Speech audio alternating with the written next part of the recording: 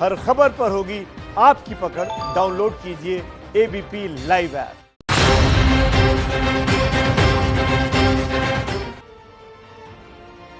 तो भारत की बात में बात यही कि मुंबई समेत समूचे महाराष्ट्र ने जो पिछले कई सालों में जैसी मुसीबत कभी नहीं झेली, जो पिछले 100 सालों में नहीं देखा, वो सब कुछ 2020 का ये साल दिखाई दे रहा है।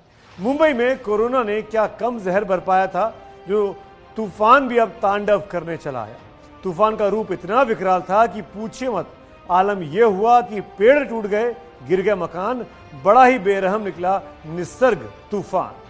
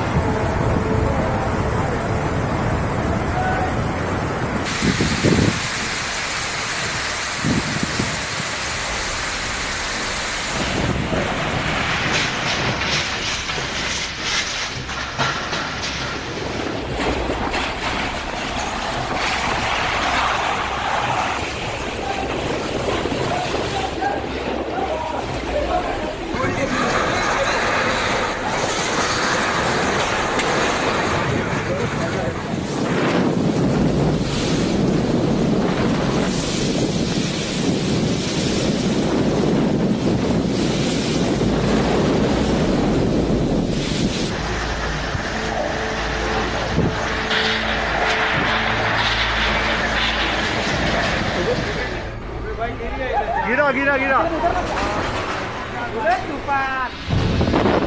तूफान तूफान तूफान।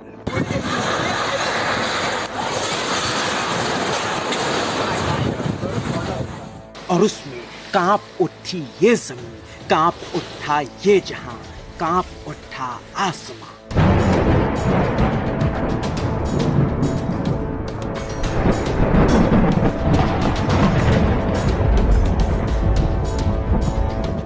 सहम गई संवेदनाएं, सहम गई थी वेदनाएं, सहम गई थी धड़कनों की धमनियां, सहम गई थी शिराएं।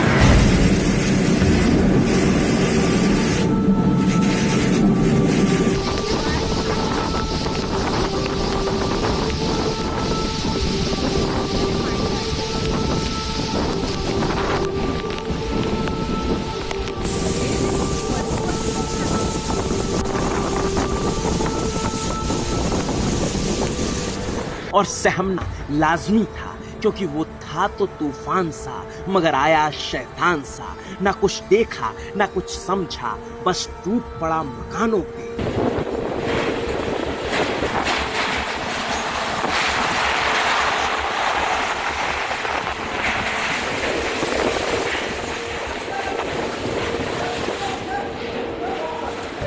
टूट पड़ा दुकानों पे,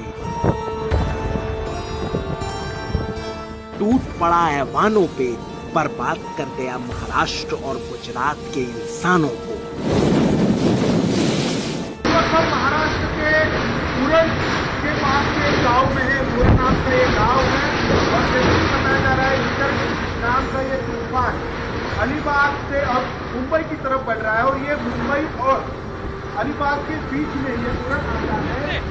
हम देख रहे हैं कि तीव्रता बढ़ गई। हालांकि तेज बारिश सुबह से ही हो रही थी, हवाएं भी चल रही थी, लेकिन लैंडफॉल के बाद से बारिश की तीव्रता काफी बढ़ गई है। मुंबई में निसर्ग तूफान का असर साफ तौर पर देखने को मिल रहा है और इसका असर अब मुंबई के विधान भवन पर भी पड़ा है। लगातार तेज हवाएं चल रही हैं। ये वही विधान भवन का इलाका है जहां पर अब महाराष्ट्र से जुड़ी हुई हर राजनीतिक उठापटक से जुड़ी हुई खबरें देखते हैं। तो दूसरी ओर का आपका दृश्य दिखाना चाहेंगे। ये विधान भवन का इलाका है और ये जो यहाँ पर जो पेड़ मौजूद है, विशालकाय पेड़, वो जमीन पर गिर चुका है। समंदर के दिल में एक अजीब सी हलचल क्या हुई, उसकी बहकती मचलती लहरों के साथ हवाएं बवंडर बनकर चल पड़ी।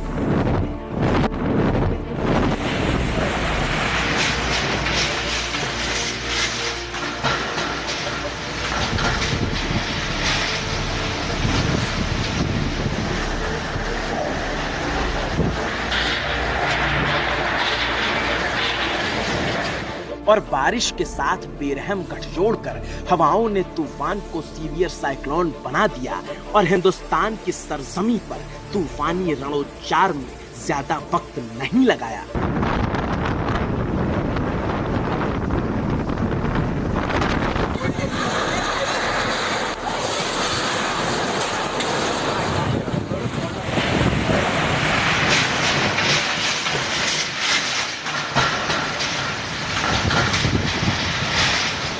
और फिर क्या था, दोपहर होते होते महाराष्ट्र में तूफानी हवाएं मानो पागल सी हो गई। वो सब कुछ उड़ा ले जाने को बेताब थीं, वो सब कुछ गिरा दे जाने को बेताब थीं। महाराष्ट्र के अलीबाग में तूफान दोपहर को टकराया तो उसने जो रूप दिखाया वो किसी ने इस दशक या सदी में नहीं देखा था।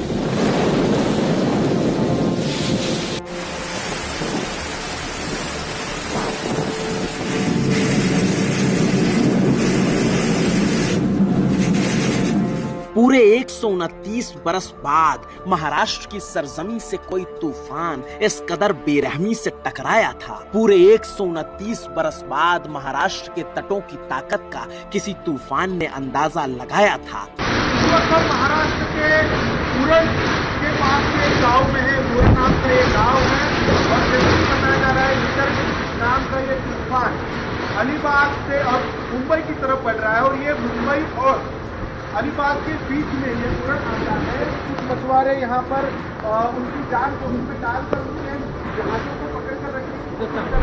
जहाज जो है वो तेज हवाओं की वजह से अंदर जा रहे थे, लेकिन अब हवा का बहाव इतना बढ़ गया है कि ये मछुआरे अब उनके जहाज छोड़कर अंदर चले गए हैं। यहाँ पर हम ये समंदर देख सकते हैं, साथ में बारिश भी हो रही है। बारिश ज्यादा बड़ी नहीं है, लेकिन तेज हवाओं की वजह से ये बारिश की बूंदें काफी तेज आ रही है, जिसकी वजह से बाहर खड़ा रहना भी मुश्किल हो गया है। और सच कहें तो जिसने भी उसे करीब से देखा माना यही कि निसर्ग नाम का समुद्री तूफान वाकई बड़ा तगड़ा था। महाराष्ट्र और गुजरात में जिंदगी और मौत के बीच का लफड़ा था, क्योंकि रायगढ़ में जो रौद्र रूप दिखा तूफान का, अलीबाग में जो आक्रमण हुआ तूफान का, वो तस्वीरें पल पल माया नगरी मुंबई का रक्तचाप बढ़ाए जा रही थी। कोरोना की वजह से सांसों में जलन तो पहले से ही थी, अब आंखों के सामने तूफान था, बस बेचारा बनकर रह गया इंसान था। मैं इस वक्त देखिए दक्षिण मुंबई के नरीमन पॉइंट पर हूँ और सबसे ज्यादा सुबह से लेके अब तक सबसे ज्यादा डिफिकल्ट वक्त जो है इस वक्त नजर आ रहा है मुंबई शहर के लिए।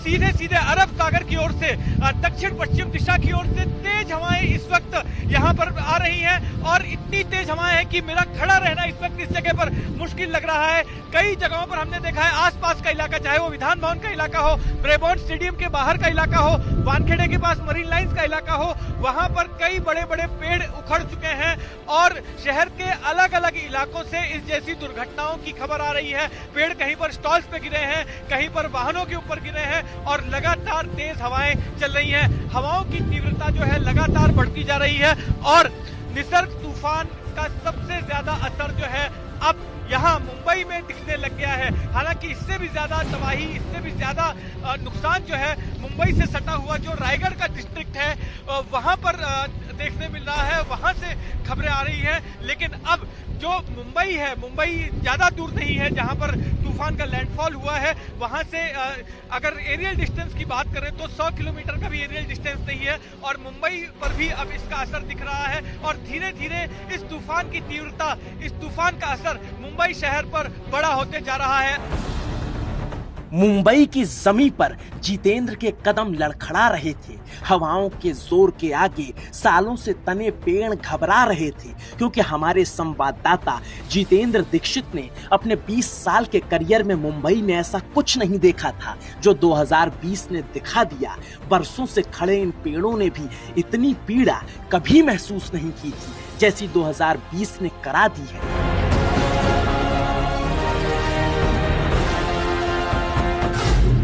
क्योंकि जब दोपहर के करीब 1 बजे निसर्ग तूफान का लैंडफॉल होना शुरू हुआ तो सबसे पहले महाराष्ट्र के रायगढ़ जिले के अलीबाग तट से तूफान टकराया।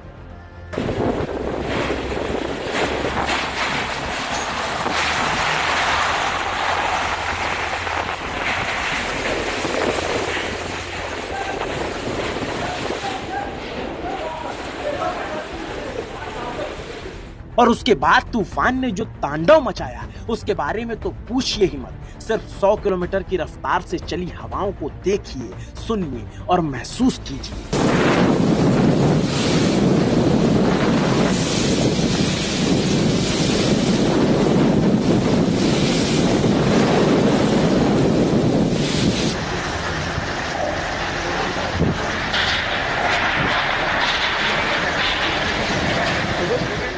महसूस कीजिए उस तांडव को, महसूस कीजिए उस त्राही को, क्योंकि हवाएं तो मानो फिजाओं को आतंक से भर देने की कसम खाकर आई थी। रायगढ़, पालघर जैसे जिलों में तांडव ही तांडव चल रहा था। तो यकीन मानिए एक वक्त के लिए तूफान ने मुंबई की ऊंची ऊंची अट्टालिकाओं और मीनारों को, विकसित समाज की बड़ी बड़ी दीवारों को अपनी आहट मात्र से आतंकित कर दिया था। मुंबई पर अब निसर्ग चक्रवाती तूफान का असर साफ तौर पर देखने को मिल रहा है। इस समय हम मुंबई के बैंड्रा सीलिंग पर मौजूद हैं और यहाँ पर लगभग 50 से 60 किलोमीटर की रफ्तार से हवाएं दौड़ रही हैं। मुंबई में साफ तौर पर ये अलर्ट जारी किया गया था कि दोपहर के समय ये तूफान जो है अपनी उफान पर होगा और ऐसे में लोग अपने घरों में रहें। एहतियातन जो है तेज वर्षा होगी और उसके बाद लगातार इसी तरीके से तेज हवाएं चलेंगी। तो ये जो पास में मौजूद ये रिहायशी घर हैं उनको भी साफ तौर पर निर्देश जारी किया गया था कि ऐसे में अपने घर की जो खिड़की हैं वो बंद रखें, क्योंकि इससे रहने वाली तेज हवाओं से नुकसान हो सकता है। ऐसे में बिजली भी प्रभावित हो सकती है। बांद्रा सी लिंक को बंद करना जरूरी था, क्योंकि तूफान के तट पर पहुंचते ही ऊंची ऊंची लहरें उठना शुरू हो गई थी। और पहली नजर में ये तस्वीर देखकर मन में सवाल उठ गया कि मुंबई को कोरोना ने क्या कम परेशान किया था, जो निसर्ग तूफान में हवा की धार और बारिश का बार इंसानों को और लाचार करने चला आया। मुंबई में निसर्ग तूफान का असर साफ तौर पर देखने को मिल रहा है और इसका असर अब मुंबई के विधान भवन पर भी पड़ा है। लगातार तेज हवाएं चल रही हैं। ये वही विधान भवन का इलाका है जहां पर अब महाराष्ट्र से जुड़ी हुई हर राजनीतिक उठापटक से जुड़ी हुई खबरें देखते हैं। तो दूसरी ओर का आपका दृश्य दिखाना चाहेंगे। ये विधान भवन का इलाका है और ये जो यहाँ पर जो पेड़ मौजूद है, विशालकाय पेड़, वो जमीन पर गिर चुका है। आप अंदाजा लगाइए कि हवा की गति कितनी तेज है कि ये विशालकाय पेड़ को उसकी जमीन से उखाड़कर उसे जमीन तक पहुंचा दिया है। दोपहर में लग ये रहा था मानो शाम होने को है। मुंबई एक तरह से मकड़जाल में उलझ चुकी थी, क्योंकि आसमान में काले बादलों का डेरा था तो जमीन पर जिंदगी को तेज हवाओं ने घेरा था। और अब खबर ये है कि महाराष्ट्र में हजारों पेड़ तूफान की चपेट में आकर गिर गए। कई कच्चे मकान भी टूटे हैं। बिजली के खंभों के गिरने से आपूर्ति ठप होने की खबर है। कई इलाकों में मोबाइल नेटवर्क में समस्या की जानकारी सामने आ रही है। यूं तो तैयारियां पहले से थी, तो इंसानों को सुरक्षित स्थानों पर पहुंचा लिया गया और जान माल का ज्यादा नुकसान नहीं हुआ। लेकिन जिस तेजी से सब कुछ रौंदते हुए निसर्ग तूफान आगे बढ़ा, उसके आगे कुछ भी सुरक्षित नजर नहीं आ रहा था। सीधे शब्दों में कहें तो उसके आगे जो भी आया उसको रौंदता हुआ चला गया। कच्चे मकानों पर तो मानो काल बनकर टूट पड़ा हो। पहले बताना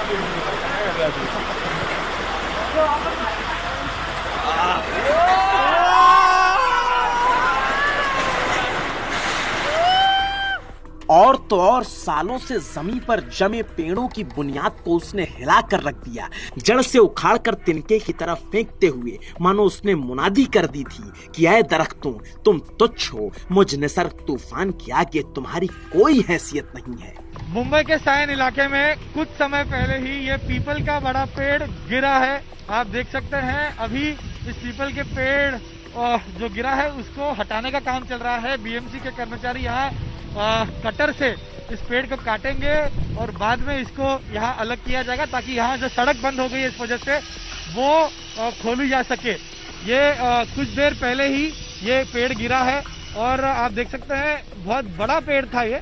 खैर, अब तूफान मुंबई समेत महाराष्ट्र के कई तटीय शहरों को दहशत से भरकर गुजर चुका है, या कहें तूफान धीरे धीरे कमजोर पड़ चुका है। लेकिन कमजोर होते होते जो उसने ताकत मुंबई समेत महाराष्ट्र के कई शहरों को दिखाई, उसे सालों तक लोग भूल नहीं पाएंगे।